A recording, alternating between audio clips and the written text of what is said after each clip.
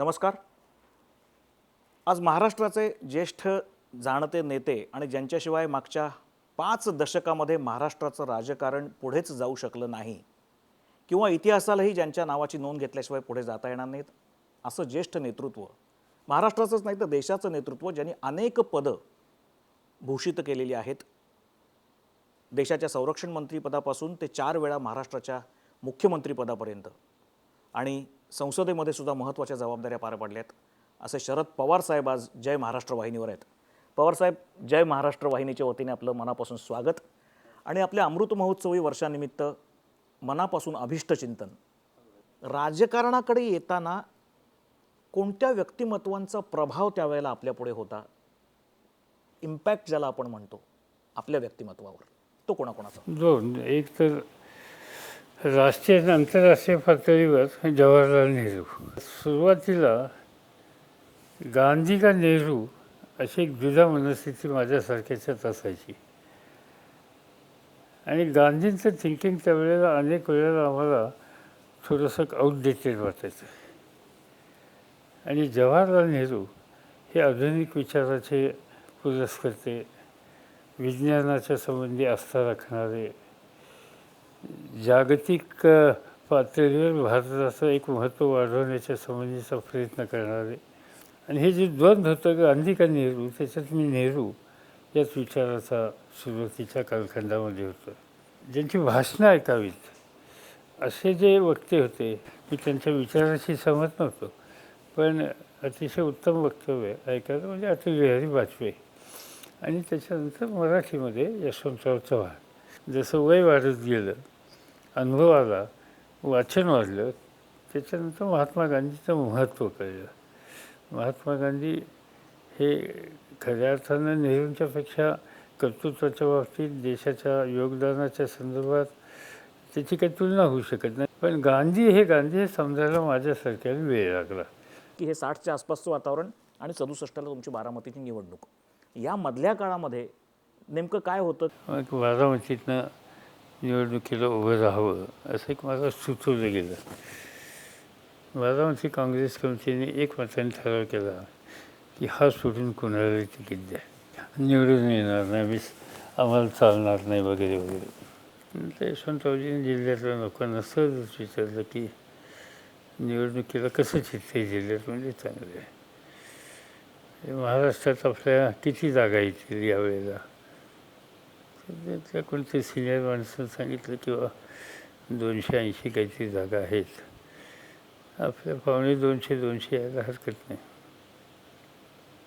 माणसं म्हणजे 250 येणार याचा अर्थ म्हणजे जवळपास 100-105 जागा आपल्या पराभूत होतील. तेवढ्या पराभूत होतील, काही ठिकाणी आपण वीक आहोत तेवढ्या पराभूत होतील, पण बहुमत आपलंच राहील असं त्या जिल्ह्याच्या नेत्यांनी सांगितलं. यशवंतरावजी म्हणजे ठीक आहे, तर तुम्ही म्हणता 105-110 पराभूत होतील, त्याच्यात आणखीन एकाची भर घालूया आपण, 105च्या ऐवजी 106 शरदला तिकीट देऊन टाका, 1 सीट गेली आणखी असं समजू, असं म्हणून तो निकाल झाला. आणि सुदैवानं पुणे जिल्ह्यात मी हायेस्ट मतांनी निवडून आलो या सगळ्या विरोध करणाऱ्यांच्यापेक्षा. 67. मग मी जो आलो, राजकीय यात्रा सुरू झाली, विधिमंडळात जो आलो तो अजून आहेच. या सगळ्या कालखंडात एकही निवडणूक आपण वैयक्तिकरित्या हारला नाहीत. जी तुम्ही लढवलीत ती सगळ्या तुम्ही जिंकल्यात. मी 7 पार्लमेंट आणि 7 विधानसभाच्या निवडणुका लढलो.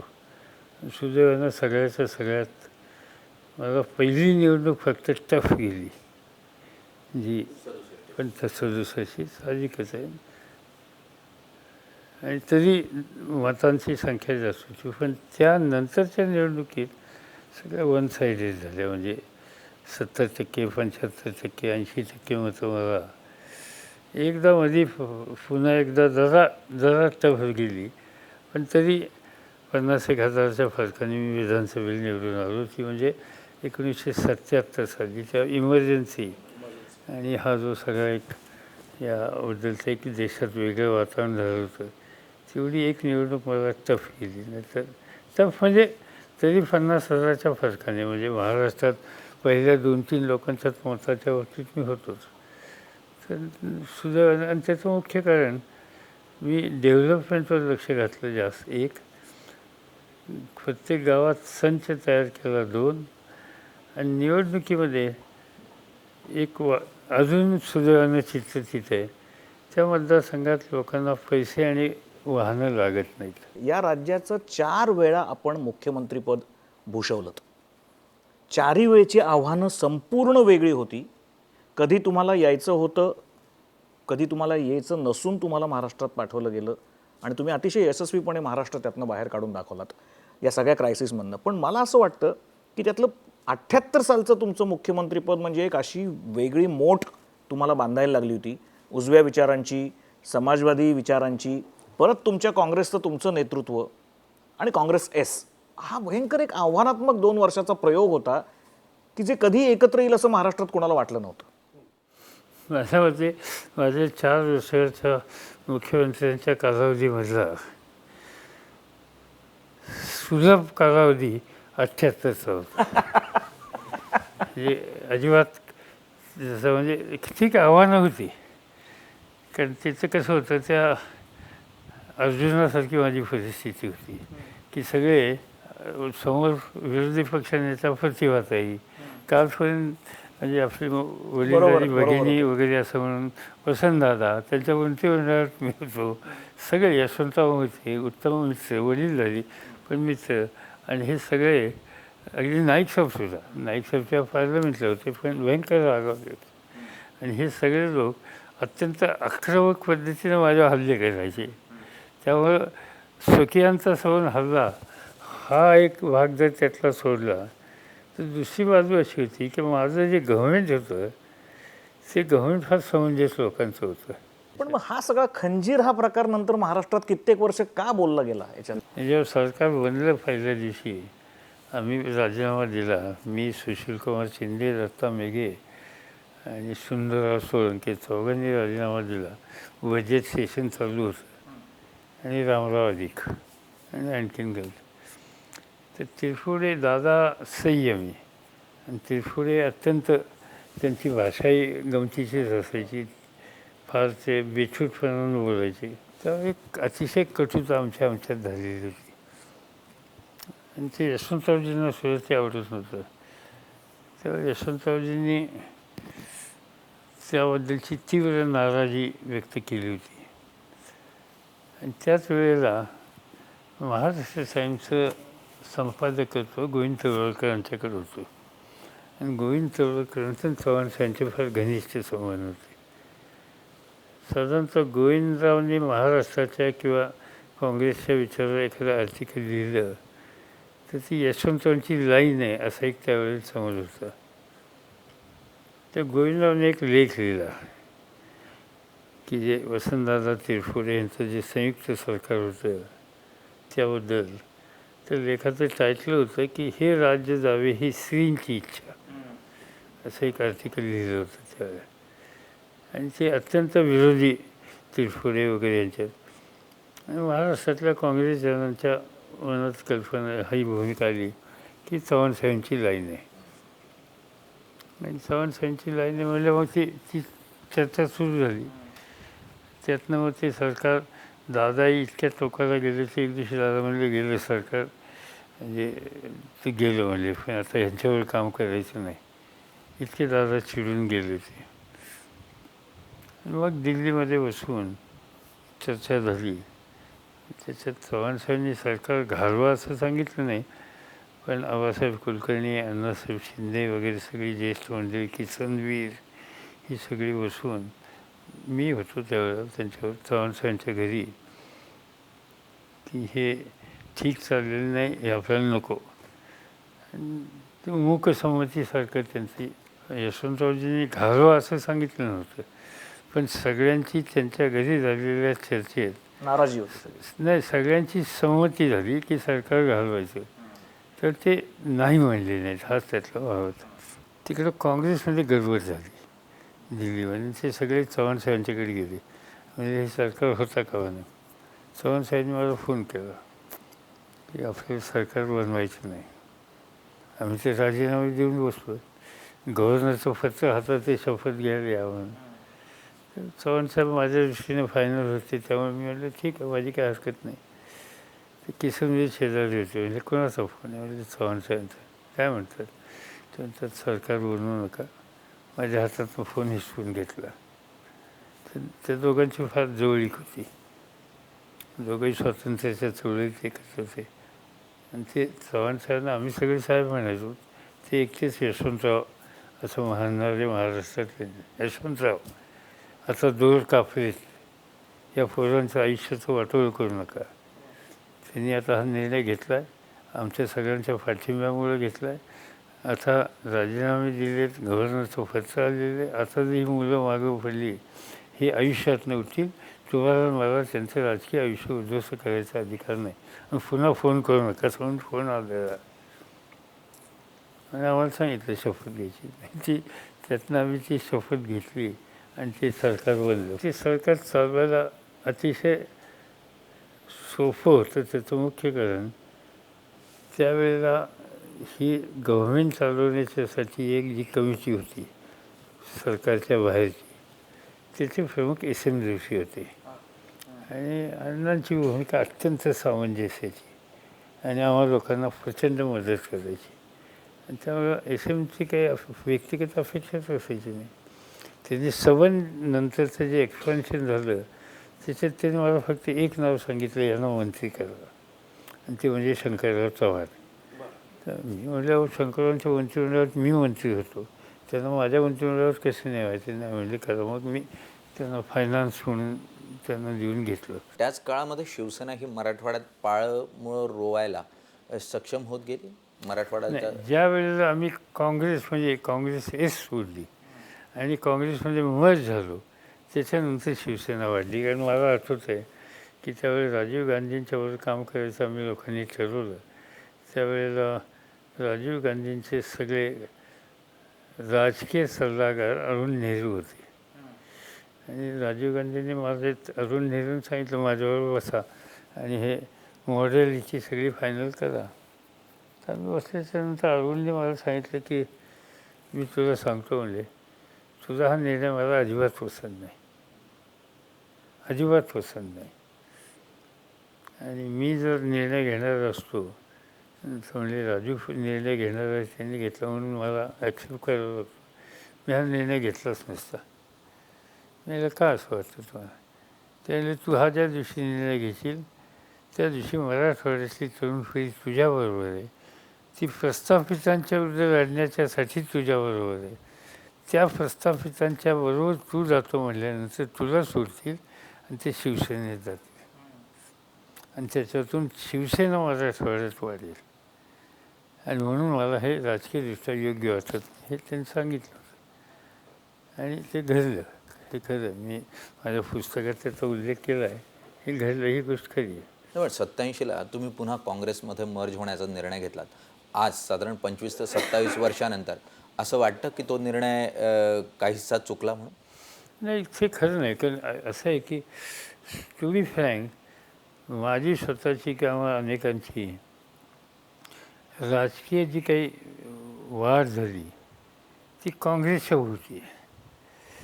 दुर्दैवानं काँग्रेसमधल्या काही गोष्टी बदलल्या गेल्या आणि त्याच्याशी आता यावेळीसुद्धा काँग्रेसमध्ये मी काही बाहेर पडलो नव्हतो. मला काँग्रेसनं एक्सपेल केलं. एक्सपेल का केलं? फक्त एवढाच प्रश्न आला की त्यावेळी सोनिया गांधींनी वर्किंग कमिटीमध्ये हा प्रश्न काढला की उद्या निवडणूक सामान्य होती की निवडणुकीमध्ये माझ्या परकीय जन्माचा इश्यू हा महत्त्वाचा इश्यू निघेल. आणि मग ती चर्चा झाली. बहुतेकांनी निघणार नाही हे सांगितलं. फक्त सांगू आम्ही तारीखांवर. आम्ही सांगितलं की हा निघेल, पण त्याला आपण तोंड देऊ. पण हा निघेल ही जी भूमिका आम्ही घेतली ती त्यांना आवडली नाही. आणि त्याच्यातून मग त्यांनी त्यांनी पक्षाचा राजीनामा दिला. मग ती सगळी दिल्लीत नाटकं सुरू झाली, रडारडी सुरू झाली. त्यांच्या दारात 2 लोक बसले, नाही तुम्ही घेतलंच पाहिजे.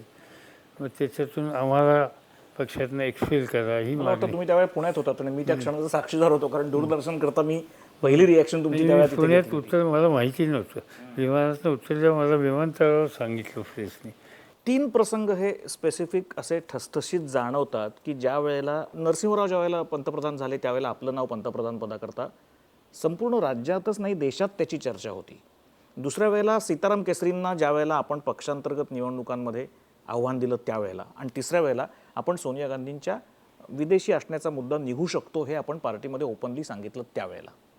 या तिन्ही वेळेला आपल्याकडे पक्षांतर्गत थ्रेट म्हणून मुद्दाम पोज करणारी काही मंडळी काँग्रेसमध्ये अशी होती की ज्यांना तुम्हीच पुढे यायला नको होतात. नरसिंहरावांच्या माझ्या वेळेला नरसिंहराव रिटायर झाले होते. ज्या वेळेला हा प्रश्न आला, सिद्धार्थ शंकर रे यांना सांगितलं की तुम्ही मतदान घ्या. मतदान घेण्याच्या वेळी सिद्धार्थने आम्हाला बोलवलं, मला बोलवलं, नरसिंहराव बोलवलं. त्यावेळेला इच्छुक हे होते, अर्जुन सिंगी थोडे होते, त्यांनाही बोलवलं आणि त्यांनी सांगितलं कसं मतदान. मी म्हटलं सिक्रेट बॅलेट घ्या.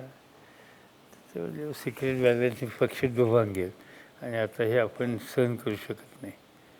मग काय करायचं. म्हणजे मग मी 1 बाय 1 प्रत्येकाला बोलवतो आणि मतं घेतो. मला ते काय फारसं आवडलं नाही, कारण ते काय सांगतील ते खरं म्हणायचं. आणि त्यावेळेला एक असं सांगण्यात आलं सोनिया गांधींच्या सर्कलमधनं की जर मी झालो तर तिथं शब्द वापरला होता की ये लंबे रेस का घोडा आहे, लवकर जायचं नाही, एकदा बसला की बसेल. आणि त्याच्यापेक्षा नरसिंहराव बरे म्हणजे ज्यादा दिन नाही. आणि म्हणून मग नरसिंहरावला पाठिंबा द्यायचा हा गांधी घराण्याच्या जवळच्या लोकांना मेसेज गेला, सीताराम केसरीपासून सगळ्यांनी. आणि मग त्याच्यात साहजिकच नंबर तिकडं वाढला. आणि मग काहीतरी आम्हाला सांगितलं यांनी नंतर सगळ्यांची इंटरव्ह्यू झाल्यावर, किंवा काहीतरी 180 एका बाजूला आणि 105 का 102 एका बाजूला.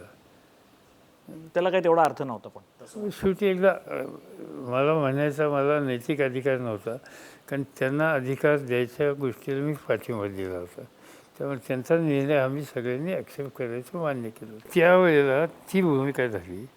आणि त्याच्यानंतर तुम्ही म्हटलं सीताराम केसरी आणि मी, त्यावेळेस पुन्हा सगळ्यांची इच्छा होती मी अध्यक्षपदाची जबाबदारी घ्यावी.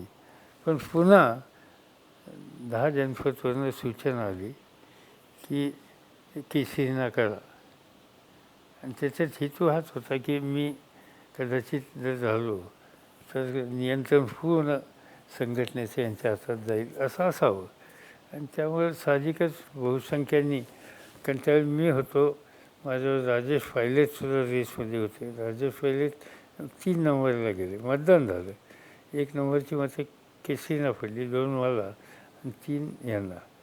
पण त्याही वेळेला गांधी फॅमिलीचा पाठिंबा हा माझ्या बाजूला नव्हता. त्यामुळे या सगळ्या प्रत्येक प्रसंगी गांधी फॅमिलीचा पाठिंबा, मग तो यशवंतरावजी असोत किंवा त्याच्यानंतर माझा 3 वेळचा असो, तेव्हा आम्हा लोकांच्याबरोबर नव्हता. एक असं दिसतं की महाराष्ट्राला दिल्लीमध्ये रुजूच दिलं गेलं नाही, टिकूच दिलं गेलं नाही. आणि त्याच्या पुढे आजच्या तरुण पिढीचं मागे बघतानाचं एक इम्प्रेशन असं आहे की तितकी ताकद महाराष्ट्रात असताना महाराष्ट्र कुठे लॉबिंग करण्यात कमी पडला का, काही हूच दिलं नाही दिल्लीश्वरांनी, काय? जनरली महाराष्ट्रात इम्प्रेशन आहे की दिल्लीची भूमिका ही महाराष्ट्राला अक्षाची आहे. पण मला तसं वाटत नाही, अजिबात मला तसं वाटत नाही. दिल्लीची असं आहे की त्याच्यात थोडीशी म्हणजे नॉर्दर्न इंडियामधली लिडरशिप ज्या पद्धतीनं आक्रमक पद्धतीनं जाते तशा प्रकारचा अप्रोच खूप वेळेला महाराष्ट्राच्या नेतृत्वाकडून केला जात नाही. हे त्याच्यात माझ्यावरही काही जबाबदारी असेल तर मी कबूल करू. आणि त्याचं कारण थोडीशी महाराष्ट्राच्या मराठी माणसाच्यात सभ्यता आणि सुसंस्कृतपणा जो आहे तो खूपदा कमी पडतो. आणि तिथं आत्ता एक सांगून लगेच दुसरी गोष्टी टोकाची करण्याच्या संबंधीची भूमिका ही सहसा महाराष्ट्राच्या माणसाच्यामध्ये नसते, मग ते कोणी असो.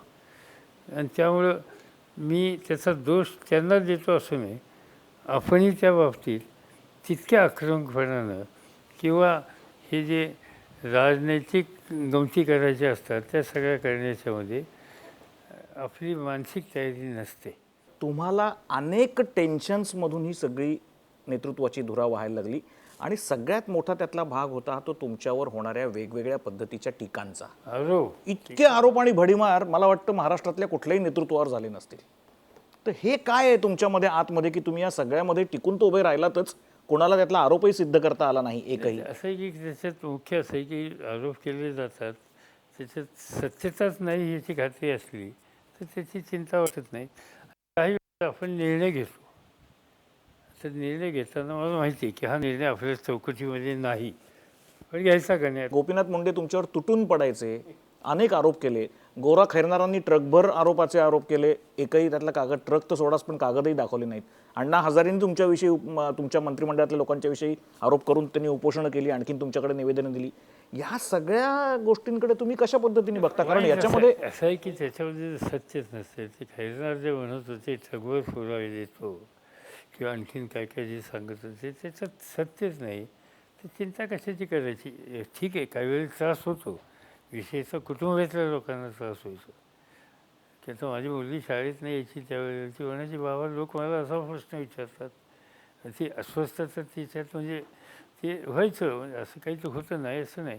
पण आपल्याला हे माहिती आहे की ह्याच्यामध्ये सत्य नाही आणि याच्यामध्ये आपण घेतलेला निर्णय हा घेण्याशिवाय गत्यंतर नव्हतं, हा घेण्याची गरज होती. काही निर्णय हे घ्यावे लागतात, ते निर्णयाचं पाठीमागे शुद्ध भावना असली आणि पर्यायाने अशी स्थिती असेल, लोकहित असेल, तर त्याच्यात थोडेसे चौकट सोडून घेतलेले निर्णय सुद्धा लोक ॲक्सेप्ट करतात. सर, आरोपांचा ज्या वेळेला प्रश्न निघाला आहे तुमच्यावर, अगदी थेट अंडरवर्ल्डशी, दाऊदशी संबंध असल्याचा आरोप जो आहे तो विरोधकांकडून झाला. अत्यंत टोकाचे आरोप जे आहेत ते सातत्यानं होत राहिले. काय मुख्यतः त्यावेळेला मानसिकता होती, काय प्रतिक्रिया होती? असं की दाऊदच्या संबंधीचा आरोपी झाला, माझ्या सुदैवानं त्याच्यानंतर सरकार माझं गेलं आणि मनोहर जोशी मुख्यमंत्री झाले. आणि ज्या वेळेला हे आरोप करणारे मनोहर जोशी मुख्यमंत्री, गोपीनाथ मुंडे उपमुख्यमंत्री, गृहमंत्री, आणि त्यामुळं त्या सगळ्या आरोपाचं वातावरण त्यांनी संबंध राज्यात तयार केल्याच्या नंतर, हातामध्ये सत्ता आल्याच्या नंतर, त्या 4-5 वर्षाच्या कालावधीमध्ये संबंध राज्याची सत्ता गृहमंत्रालय हातात असतानासुद्धा त्यांना काही ह्याच्यामध्ये काही हाताला लागले नाही. इनफॅक्ट काही लोकांनी खाजगी नंतर सांगितलं, काहींनी जाहीरपणानं सांगितलं की निवडणुकीच्यासाठी आम्ही वातावरण तयार केलं होतं, याच्यामध्ये काही तथ्य नव्हतं. आणखीन त्याच्यामध्ये थोडीशी एक गोष्ट अशी होती की ज्यावेळी मुंबईचा बॉम्बलास्ट झाले ओळीनी, त्यावेळेला त्या देशाच्या पाकिस्तानचा एका कमिशनर, काय ते हाय कमिशनर किंवा तत्समनी विधान केलं की शरद पवारांचे म्हणजे मुख्यमंत्र्यांचे महाराष्ट्राच्या अंडरवर्ल्डचे संबंध आहेत, हे जगजाहीर आहे आणि त्यामुळेच ते आमच्यावर असे आरोप करतात. ते हे बोलल्याच्या नंतर त्याची चर्चा आणखीन झाली. त्याच्या आधी एक गोष्ट झाली होती की एक पत्रकार, बहुतेक नवभारत टाईमचा वर्तमानपत्र, माझ्या लक्षात नाही, मुंबईचा, दिल्लीमध्ये आपलं ह्या दुबईला गेला होता आणि ते दाऊद इब्राहिमचा भाऊ कुणी तिथं होता, त्याची मुलाखत त्यांनी घेतली. त्यांनी मुलाखत घेतल्याच्या नंतर दाऊद इब्राहिमचे वडील मुंबई पोलीसमध्ये कॉन्स्टेबल होते. ते कोकणातल्या कुठले ते गावचे, खेड तालुक्यातले, मराठी म्हणजे असं पार्श्वभूमी असलेलं. तर तो जो भाऊ होता त्याला त्या पत्रकारांनी प्रश्न विचारला की तुम्ही इथे देश सोडून राहताय वगैरे वगैरे. ते नाही म्हणजे आमचे आरोप खूप आहेत, आम्हाला उगीच अडकवायचा प्रयत्न करतायत वगैरे वगैरे, त्यामुळे नाईलाज आहे. आम्हाला मुंबईबद्दल प्रेम आहे, आम्हाला भारताबद्दल प्रेम आहे, आम्हाला कोकणाबद्दल आस्था आहे, पण आमचा जन्म तिकडे झालेला आहे, पण वगैरे वगैरे. त्या पत्रकाराने त्याला प्रश्न विचारला, शरद पवार को जानते हैं क्या? मैंने उनको कौन नहीं जानते, उत्तर राज्य के मुख्यमंत्री, सब जानते महाराष्ट्र में उनको. विषय तिथे संपला. लोकसभेमध्ये बहुतेक, पुन्हा शब्द बहुतेक मी वापरतोय, राम नाईकांनी हा प्रश्न काढला आणि राम नाईकांनी की हे असं असं नवभारतच्या पत्रकाराला तिथलं दाऊद इब्राहिमचा भाऊ म्हणतो उनको कोण नाही जानते. याचा अर्थ काय याची चौकशी झाली पाहिजे ही त्यांनी मागणी केली. असं एक एक सुरू झालं.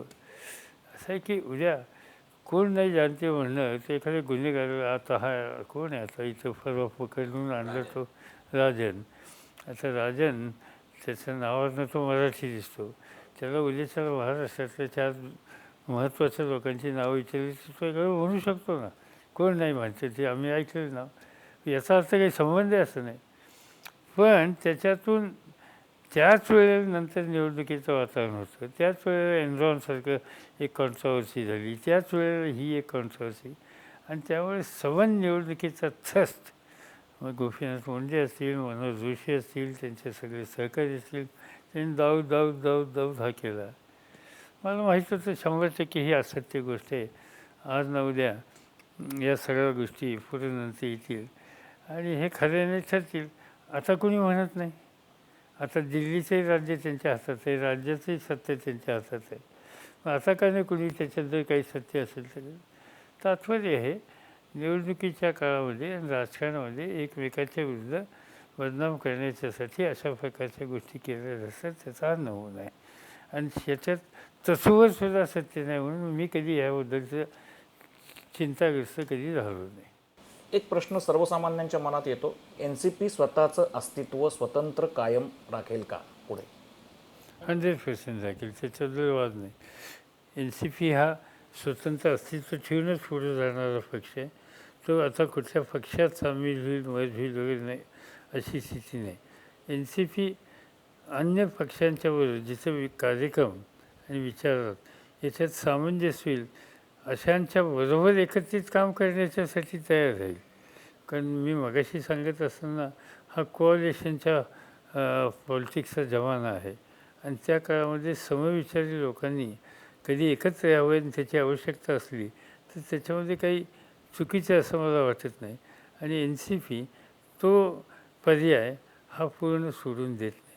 पण NCP आपलं स्वतंत्र अस्तित्व ह्या राखण्याच्या गोष्टीच्या बाबतीत तडजोड करण्याच्या मनस्थितीत नाही.